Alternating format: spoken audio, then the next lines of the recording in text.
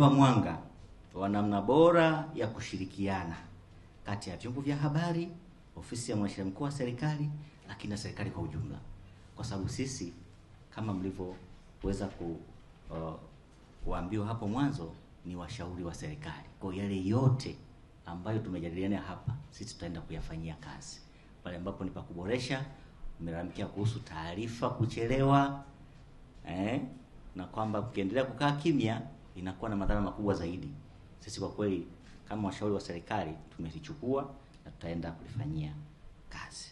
Mawakili wa serikali ni askari wa kalamu. Kauli hii au falsafa hii iliasisiwa na Mheshimiwa Dr. Samia Suluhu Hassan, Rais wa Jamhuri ya Muungano wa Tanzania, wakati akizindua chama cha mawakili wa serikali jijini Dodoma. Ilikuwa tarehe 29 mwezi wa 9 mwaka 2022. Naomba kunukuu maneno ya Mheshimiwa Rais. Alisema hivi: ninyi mawakili wa serikali ndiyo majeshi ya kulinda uchumi wetu kisheria.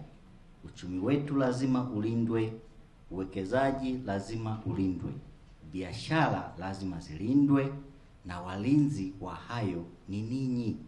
Ninyi ni walinzi wa kalamu na sheria zenu, na sio walinzi wa bunduki. Mwisho wa kunukuu.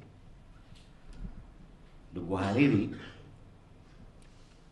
kwa maneno hayo, ofisi yetu inaomba kauli hii au falsafa hii mkaitafakari na kuishi, kwani ninyi pia mnalinda haya yote kwa kutumia kalamu zenu,